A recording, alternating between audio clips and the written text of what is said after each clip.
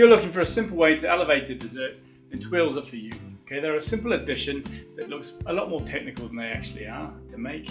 You can make them in advance and they store really well. Hi, I'm Murray from the YSC Cookery School, and in this video I'm going to take a look at the 4 different types of tuiles that we use in our kitchen. Starting with the classic bake style tuile that you can manipulate into different shapes and baskets, etc. Brandy Snaps, which due to a sort of higher sugar content tend to be a lot darker in colour and a lot sweeter.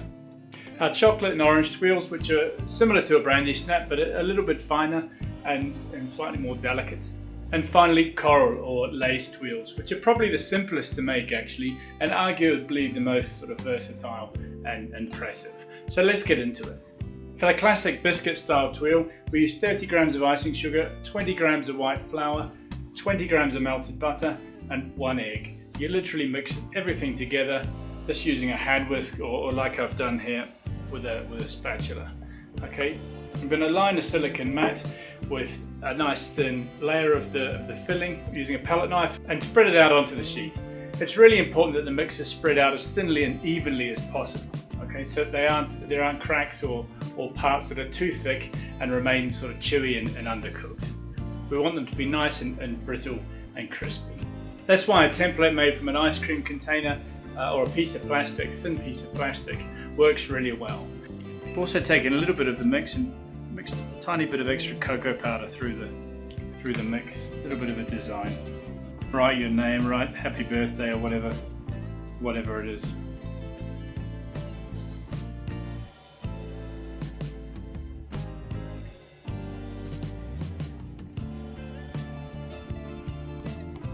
Make around 6 tuiles at a time.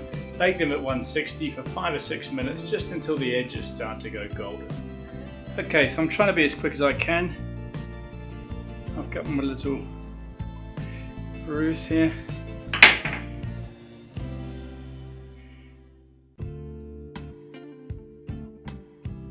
Well, they're still nice and warm. Roll them up on the chopping board. These don't take long to cool, so you've got to be really quick.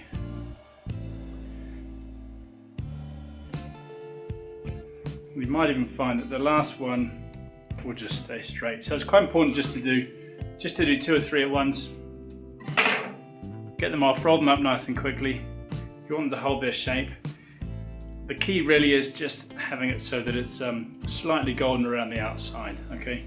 And that way they'll be a little bit more pliable when you want to roll them. Okay, but I'm pretty happy with how those have come out. Our Brandy Snap recipe is somewhere between a biscuit and a caramel. So once you take the sugar in the vicinity of about 140 degrees centigrade in the oven, it reaches that hard crack stage. So when the Brandy Snap cools, it'll snap and it'll be really nice and brittle. Okay, and it's really simple.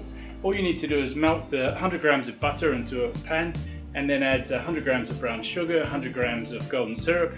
Once it's all melted together, add 100 grams of flour, 5 grams of powdered ginger, maybe a lemon zest if you like, and about 10 grams of brandy, and that's it.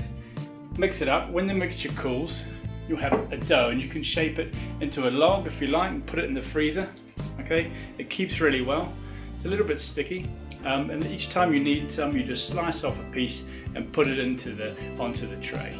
Okay, but because I'm making it fresh, I'm just going to put small, probably less than well, it depends how big you want it. If you want a really large one, maybe maximum the size of a walnut, something like that.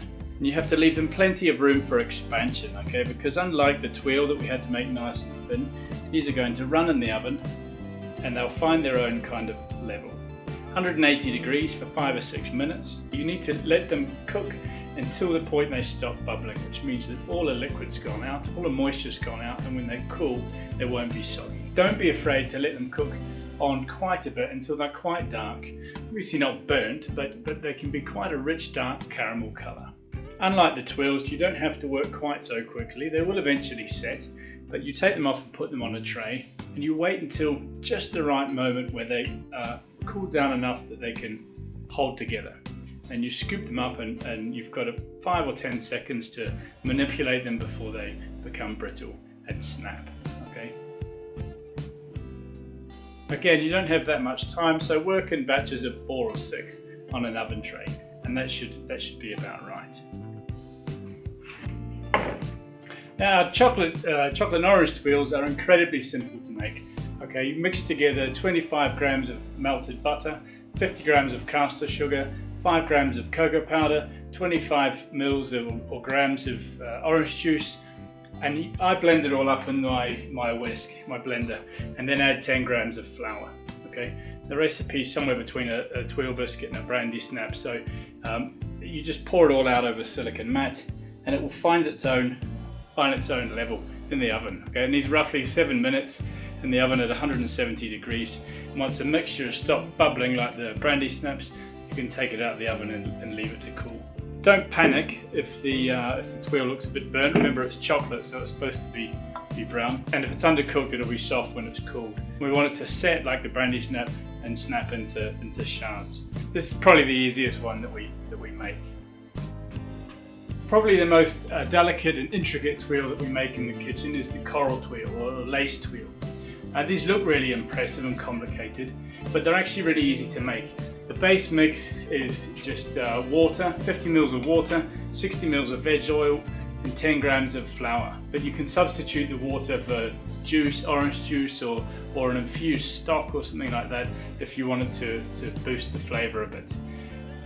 And you can add a bit of concentrated food colour as well, like I've done here, to give it some colour.